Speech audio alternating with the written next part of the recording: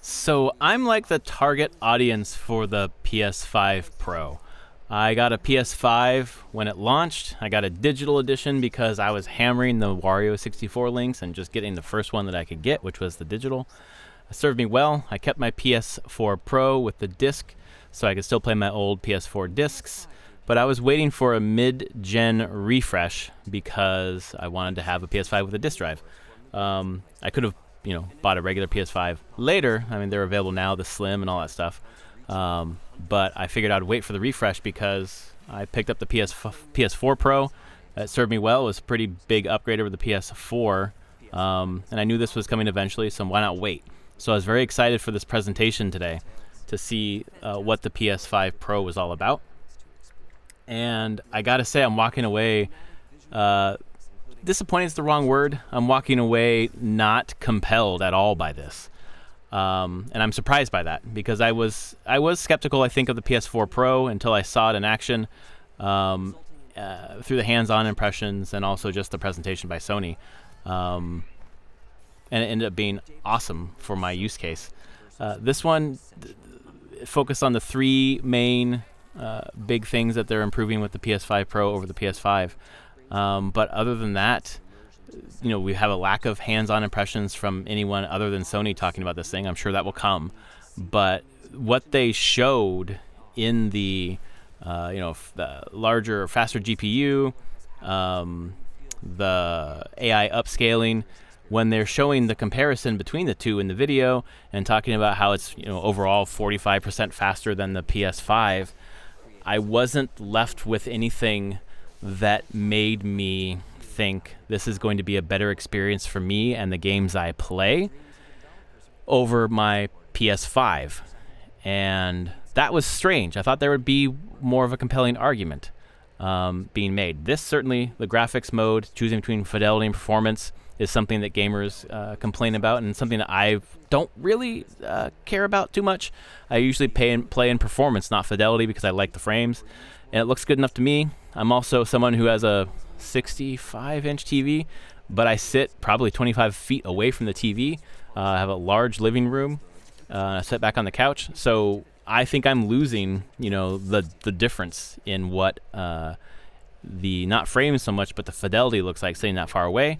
There's a certain sweet spot of sitting close to your TV where you're going to get that 4K noticeably in your eye, basically. But further back, it's just hard to differentiate that between 1080p. So because that's the case between the PS4 Pro, or even the PS4 and the PS4 Pro and the PS4 Pro to PS5, those leaps and differences are not evident to me so much in terms of graphics. Certainly evident in terms of frame rate, but the frame rate is fine with the PS5. That what's happening here, the faster RAM, the faster rendering, allows it to be 60 frames per second and 4K, isn't going to be that big of a deal for me, 60 frames a second and 1080p or even 1440p sitting that far back. So for my use case, that's not a huge benefit for me. It's certainly nice. I think that the AI upscaling that we're seeing here, the PSSR technology that we're seeing in NVIDIA, certainly with their upscaling, DLSS, I think, and then FSR as well. We're seeing benefits of that. I see it on the Steam Deck. I don't have a NVIDIA card on my computer that does that. I have a 3060, and I think it's 4000 series and above. So there's not, I'm seeing that work on my Steam Deck, and I theoretically see how it would help here. But again, it all kind of moves into the part of the visuals like we're seeing here, where compare the fidelity at 30 frames to basically the fidelity on the PS5 Pro at 60 frames. Certainly less herky-jerky, certainly more smooth. The frames, I see it there, but I personally don't have a benefit of seeing the fidelity versus performance in terms of what the graphics look like. Certainly the ray tracing adds something to it, and it looks, I can tell that, but it's not a big enough difference for me to want to upgrade to a PS5 Pro unless there was something else. Like the whole package together, that's like a little piece of it. add that to having the disk drive with this thing, so I can finally just combine my PS5 and my PS4 Pro in terms of digital and the disk drive into one machine, and then sell the old machines so I can consolidate and have less technology in my house. That's certainly a plus, but not for the price tag. Certainly if this was a meh upgrade, but it had the things that I wanted, which was a smaller unit, condensed, having the disk drive finally, trading in my PS5 for knocking some of the price down, getting that down to a reasonable number. Cool, could see that. But the price tag on this machine is $700. And that's $700 without a disk drive. So I would need to add a $60 to $80, I forget what it is, disk drive. It also doesn't come with a stand, so you need to add $20 or so for the stand.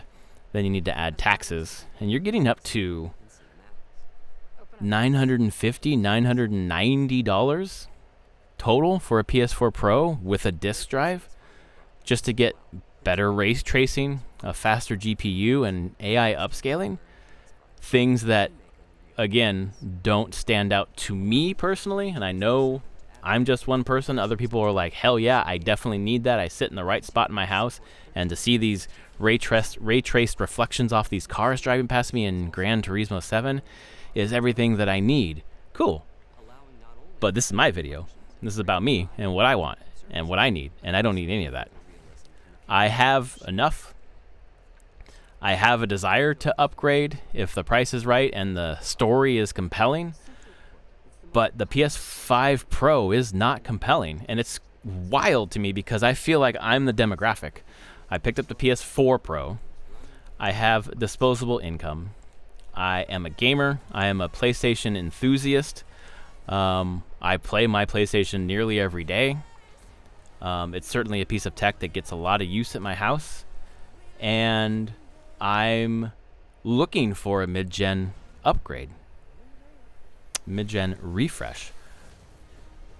But the value proposition, the things that they focused on to improve between the PS5 and the PS5 Pro just don't convince me to buy it.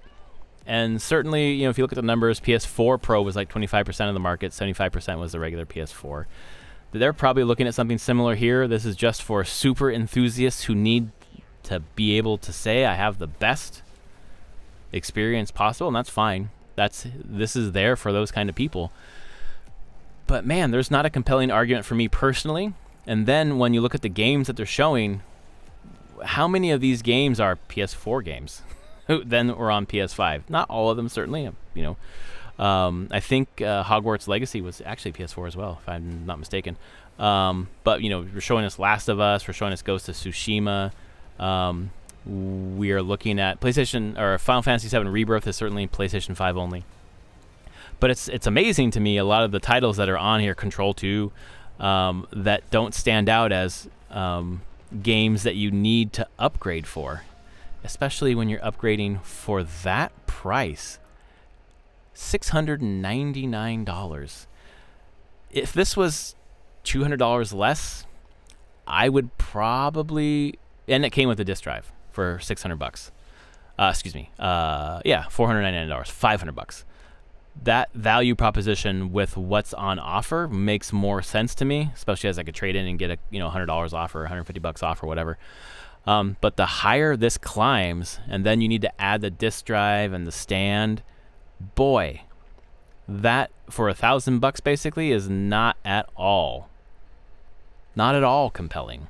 And it just boggles my mind that Sony is like, yes, this is it. This is the thing. This is going to be our mid-gen refresh for the masses. And that's probably not it. Probably they are not thinking this is for the masses. They are thinking this is for a select group of people who have the desire to have the best and have the disposable income. We're going to sell 10 million of these, and that's all we care about.